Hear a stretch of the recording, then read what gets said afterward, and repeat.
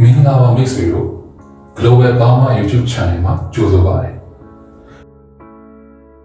အင်ဖြူတော်မှာ American သမ္မတ Donald Trump နဲ့ Ukraine သမ္မတ Zelensky တို့လူရှိသူရှိမီဒီယာတွေရှိမှတွေအခြေချရင်းကုန်စကားများခဲ့ကြတဲ့ဖြစ်စဉ်ကိုမိတ်ဆွေတို့သိရှိဖြစ်မှာပါ။လက်ရှိ Ukraine ရုရှားစစ်ပွဲပေါ် Donald Trump ရဲ့ရှုမြင်သုံးသပ်ပုံနဲ့ရှင်းပြမှုတွေကအရင်သမ္မတဂျိုးဘိုင်ဒန်ရဲ့ရပ်တည်ချင်းကပ်မှုတွေနဲ့ဆိုင်ရင်တော်တော်လေးကွဲပြားနိုင်တယ်ဆိုတာမျှော်မှန်းထားကြပြီးဖြစ်ပေမဲ့စစ်ပွဲရဲ့အလယ်မှာနိုင်ငံကိုဥဆောင်နေရပြီးဖိအားများပြားရှိနေတဲ့ဇလန်စကီတို့ကတော့သမ္မတဒေါ်နယ်ထရန့်ဒုတိယသမ္မတဂျေဒီဗန့်စ်တို့ရဲ့မထင်မှတ်ထားတဲ့ပြောဆိုမှုတွေပေါ်စိတ်မထိန်နိုင်ပဲတုံ့ပြန်ပြောဆိုမိတာကဖြစ်နိုင်တယ်လို့သုံးသပ်ကြရလည်းရှိပါတယ်အခုလည်းဒီလိုမှာထရန့်နဲ့ဇလန်စကီနှစ်ယောက်သားဆက်ဆံရေးတော်တော်လေးအဆင်မပြေဖြစ်နေပြီပဲအခုဗီဒီယိုရဲ့ခေါင်းစဉ်ထိုက်ထဲမှာပြောရတယ်လို့ပဲသူတို့နှစ်ယောက်ကြားမှာစင်တူရဲ့ချက်တွေလည်းရှိနေတယ်ဆိုတာကိုမိတ်ဆွေတို့သိပါသလားပထမဆုံးသွားတူတဲ့ချက်ကတော့သူတို့နှစ်ယောက်စလုံးက entertainment industry အမှုပညာဖျော်ဖြေရေးနယ်ပယ်ကနေနိုင်ငံရေးနယ်ပယ်ကိုဝင်ရောက်လာသူတွေဖြစ်ပါတယ်ဒေါ်နယ်ထရန့်က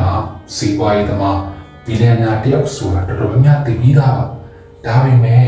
သူကတာမန်စီးပွားရေးပဲစိတ်ဝင်စားတဲ့ဘီလီယံနာမဟုတ်ပဲ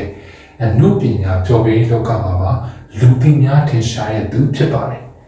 2004ခုနှစ်ကနေ2019ခုနှစ်အထိထုတ်လွှင့်ပြသခဲ့တဲ့ The Apprentice ဆိုတဲ့ reality TV show series မှာ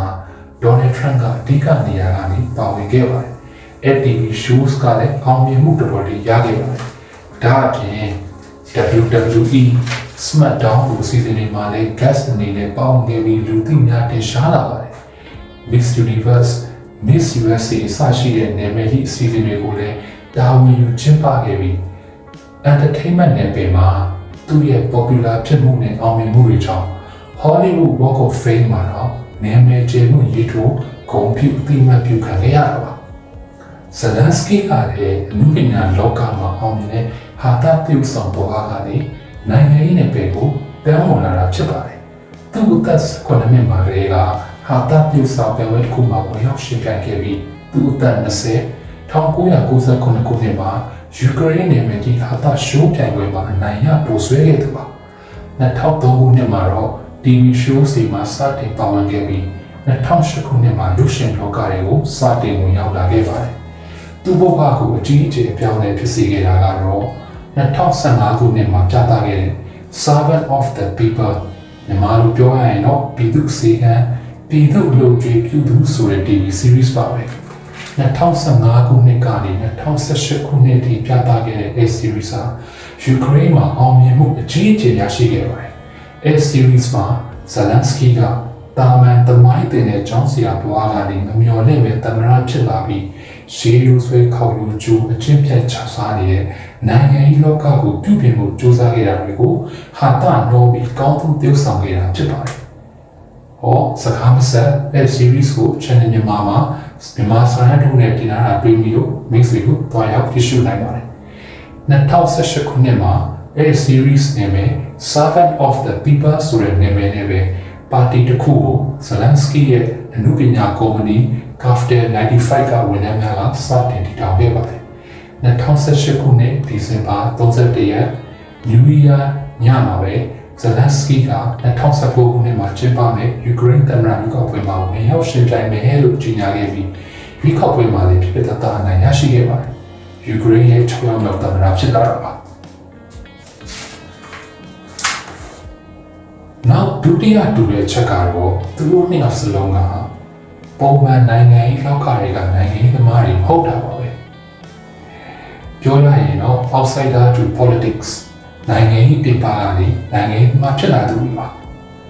ပြောရရင်ဇလန်စကီက2019ခုနှစ်သူသမ္မတမဖြစ်ခင်တစ်နှစ်အလို2018ခုနှစ်အစောပိုင်းအထိနိုင်ငံရေးလောကတွေကိုမရောက်သေးပါဘူး Trump ဆိုရင်လည်းအောင်မြင်ပြီး popular ဖြစ်တဲ့စီးပွားရေးသမားကိုနိုင်ငံရေးသမားတချို့ကိုညမဝေထည့်ဝင်တာမဲဆက်ပွဲတချို့မှာပါဝင်ခဲ့တာမျိုးတွေရှိပေမဲ့2015ခုနှစ်မှာသူ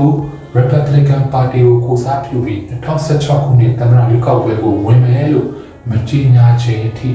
နိုင်ငံရေးလောကတွေကိုထဲထဲဝင်ဆောင်ရွက်ခဲ့တာလုံးဝမရှိပါဘူး။ Donald Trump ကစစ်မှုထမ်းဆောင်ခဲ့ခြင်းလည်းမရှိအစိုးရဒါမှမဟုတ်ပြည်သူ့ဝန်ဆောင်မှု Government and Public Office နဲ့ပတ်သက်တဲ့တာဝန်တစ်ခုမှထမ်းဆောင်ခဲ့မှုခြင်းမရှိပဲသမ္မတဖြစ်လာတဲ့ပထမဦးဆုံးနဲ့လက်ရှိအချိန်ထိတူရီသောအမေရိကန်သမ္မတဖြစ်ပါတယ်။နောက်တတိယတူတဲ့အချက်ကတော့သူတို့နှစ်ဦးစလုံးက anti-establishment လို့ခေါ်တဲ့ရှေးရင်းဆွဲနိုင်ငံရေးစနစ်ကိုစန့်ကျင်တဲ့မူဝါဒတွေကိုဆွဲကိုင်ပြီးနိုင်ငံရေးလောကတွေကိုဝင်ရောက်လာတာဖြစ်ပါတယ်။ Trump ရဲ့ခရက်တွေကတော့ Mace ကိုတည်တဲ့အတိုင်းပါပဲပထမသက်တမ်းလုံးကလူဆောင်မှုတွေရောအခုဒုတိယသက်တမ်းအစပထမတစ်လအတွင်းမှာကိုတရားမှုတွေကတော်လေးကိုပြန်ရိုက်ခတ်မှုကြီးပါတယ်။ Zelensky အနေနဲ့လည်းယူကရိန်းနိုင်ငံရေးတွေကမြင့်တွယ်နေတဲ့အချင်းပြတ်မှုတွေကိုတမာယူချမဟုတ်တဲ့နီလန်တွေနဲ့ပြုပြင်တိုက်ဖြတ်မယ်လို့ကြွေးကြော်ခဲ့ရပါ